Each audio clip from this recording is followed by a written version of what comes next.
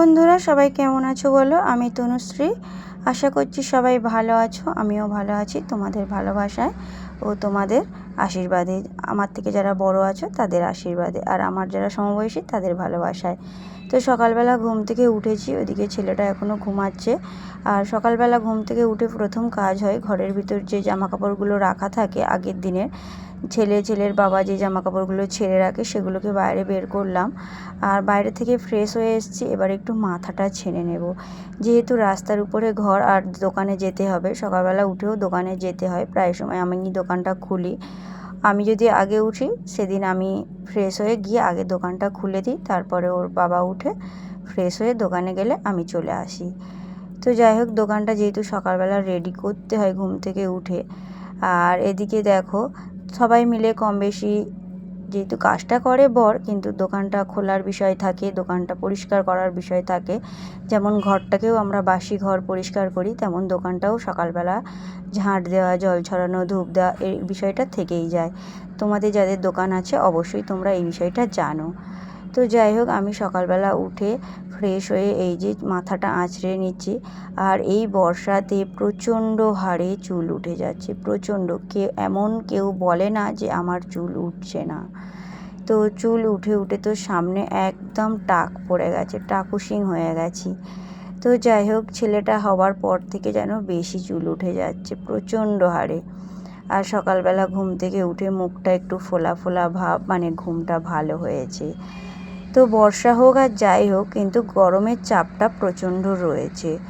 এখানে তো প্রতিদিনই বৃষ্টি হচ্ছে। একদিন একটু রোদ দিয়েছিল, সেদিন প্রচুর জামা কাপড় কেচে নিয়েছি। আর তারপরে থেকেই, পরের দিন থেকেই শুরু বৃষ্টি। বৃষ্টি কাকে বলে? তো যাই হোক, এদিকে আমার মাথা আঁচড়ানো হয়ে গেছে, কপালে সিঁদুরটা রয়েছে এখন। আর আমি সারাদিনে একবারই সিঁদুর পরি, স্নান করে উঠে কিন্তু কপালে থেকে যায় সিঁদুরটা।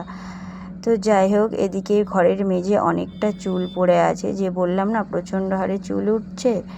তো ওই যে প্রচণ্ড হারে চুল দেখো, ওই যে মানে বছরে দুবার আমি বিক্রি করি চুল, 500-600 টাকা করে চুল বিক্রি করি। তো যাই হোক, কোনো কাজে লাগে না, টাকাটা অন্যদিকে খরচ হয়ে যায়। তারপরে যে বললাম দোকানে যেতে হয়, তো দেখো দোকানে চলে এসেছি। এদিকে বর কাজ করছে। আর ওই যে বলছি যে বৃষ্টি হচ্ছে, টিপ টিপ করে বৃষ্টি হচ্ছে, সারা রাত বৃষ্টি হয়েছে। আর বৃষ্টি হলেই আমাদের এই দিকটা জল দাঁড়িয়ে যায়, এপারটা নদী হয়ে যায়। তো দোকানের সামনেটা জল দাঁড়িয়ে থাকলে খুব অসুবিধা হয়, কিন্তু কিছু করার নেই, এই সাইডে ড্রেন নেই, তার জন্য এখানে জলটা দাঁড়িয়ে থাকে। রাস্তা দিয়ে লোক চলাচল করছে, সকালবেলা তো একটু কম লোক চলাচল করছে। আর তারপরে আবার বৃষ্টি হচ্ছে, তাই বাজারে একটু লোক কম। বেলার দিকে হয়তো লোক হবে, তবে একদম মেন রোডে যেহেতু, তাই লোক অবশ্যই আসবে। এদিকে বর কাজ করছে, আমি এসে একটু দোকানে বসলাম। তো দুজনে একটু কথা হচ্ছে। আমাদের দুজনের মধ্যে সবসময় গল্প হতেই থাকে। বরের দোকান আর আমাদের ঘর একদম সামনে দোকান, পিছনে ঘর, তাই ও যখন ফাঁক বুঝে থাকে তখনই গিয়ে আমার সাথে একটু গল্প করে আসে, আমি কাজের ফাঁকে এসে একটু গল্প করি। তো একসাথে দুজনে থাকলে এটা হতেই থাকে। আর এদিকে দেখো, আমাকে দিয়ে দিয়েছে 200 টাকা। 200 টাকাটা সকালে বাজার খরচা দিয়েছে। আজকের আমাদের একটা নিমন্ত্রণ বাড়ি আছে, তো সেখানে যাব আমরা 3 জন। বাড়িতে 2 জন থাকবে, 2 জন খাওয়া দাওয়া করবে, সেই ব্যবস্থাটা করতে বলল। আমাকে বলল কি তাড়াতাড়ি বাজারে চলে যাও, বাজার করে নিয়ে আসো। তো এদিকে দেখো, বাজারে গেছি, তার মধ্যে এই বৃষ্টি শুরু হয়ে গেছে। যখন বেরিয়েছি তখন টিপ টিপ করে বৃষ্টি হচ্ছে, আর তারপরে এদিকে এত বৃষ্টি হচ্ছে। আর এই ভিডিওটা করেছিল আমার ছেলে, যে খুব বৃষ্টি হচ্ছে সেটা। তারপর যাই হোক, এদিকে বৃষ্টি হচ্ছে, আমার সমস্ত কাজকর্ম শেষ। এদিকে বর চলে গেছিলো দোকানে গিফট কিনতে, ওই যে বললাম একটা নিমন্ত্রণ বাড়ি আছে। তো দেখো, এটাই ও প্রথমে দেখছিল, যেহেতু যাব হচ্ছে জন্মদিন বাড়িতে। তো একটা মেয়ের জন্মদিন, মেয়ে হোক ছেলে হোক, জন্মদিন বাড়িতে কি দেব বলো বাচ্চাদের? জামা কাপড় এখন সবার বাড়িতে, সবার বাবা মা জামা কাপড় প্রচুর হারে কিনে দেয়, পরায়। জামা কাপড় দিলে ঠিক আমার মন পোষায় না।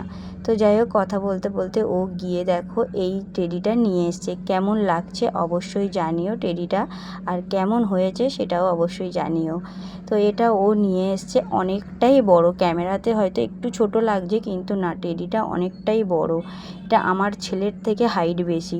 আমার ঘরে একটা ছিল, কিন্তু আমার রাখার অভাবে নষ্ট হয়ে গেছে, এখনও আছে, কিন্তু সেটা নষ্ট হয়ে গেছে। আমি নিয়ে এসেছিলাম দীঘা থেকে কিনে, আমার ছেলের হাইটের থেকে বড়। আমার খুব শখের এই টেডি পুতুলগুলো, কিন্তু আমার ঘরে রাখার অভাবে দুটো টেডি আমার নষ্ট হয়ে গেছে। তো যাই হোক, এটা আমি গিফটে দেওয়ার জন্য আমার বর এটাই পছন্দ করে নিয়ে এসছে। জামা কাপড় থালা বাসন ওর পছন্দ হলো না, আর জামা কাপড় এখন সবাই পরে। তো আমাদের ইচ্ছা যে এমন একটা জিনিস দেব সেই জিনিসটা যেন তার ঘরে থাকে। আর সোনার উপর এখন যা দাম, তুমি দিলেও তাদের চোখে পড়বে না বা আমার চোখে লাগবে না, এত টাকার ভিতরে এই জিনিসটা গেল। সেই জন্য দেখো, বাচ্চা মানুষকে দিলে এটাকে নিয়ে অন্তত সে তো খেলা করবে, দুদিন হলেও সে খেলা করবে।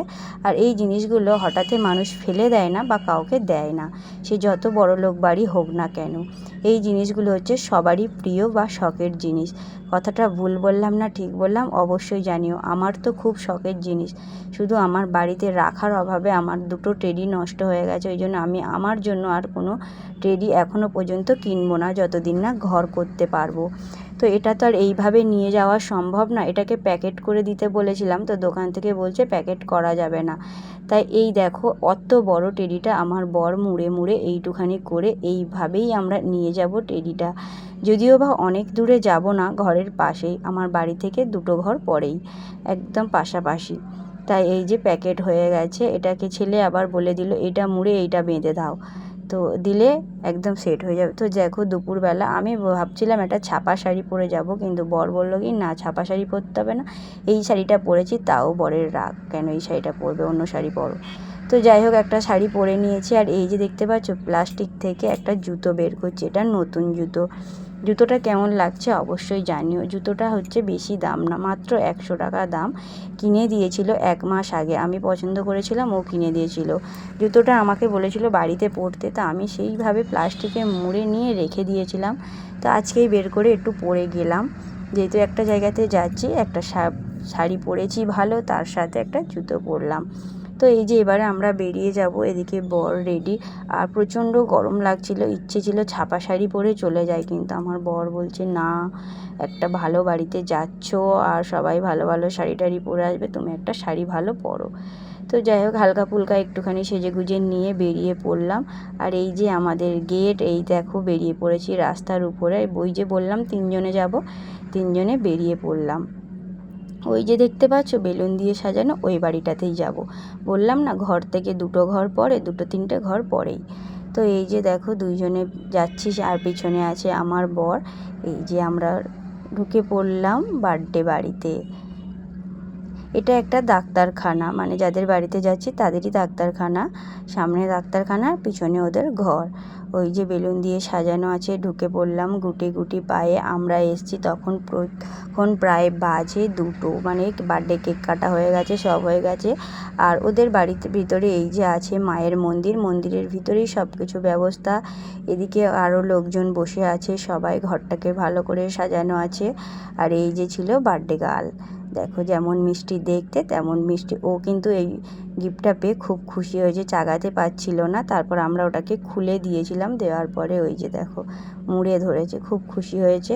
তো এই ছিল মায়ের মন্দির। মায়ের মন্দিরটা খুব সুন্দর করে সাজানো, মা তো সবারই মা না। তো যাই হোক, এখান থেকে আমরা এগুলো দেখে নিয়ে চলে যাব হচ্ছে খাবার জায়গায়। বেশিক্ষণ আর নিচে থাকলাম না, যেহেতু অনেক বেলা হয়ে গেছে। আর এই যে তাদের ছাদের উপরে প্রচুর গাছপালা লাগানো ছিল। আমি খাওয়ার ভিডিও কিছু করিনি, কারণ এখানে সবাই চেনা জানা, তো আমার খুব ভিডিও করতে একটা কেমন লাগছিল, সবাই সবার মতো বলা কওয়া করে বলে। তাই আমি ভিডিওটা এখানেই শেষ করলাম। কেমন হয়েছে অবশ্যই জানিও। সবাই ভালো থেকো, সাথে থেকো, পাশে থেকো। সবাইকে অসংখ্য ধন্যবাদ।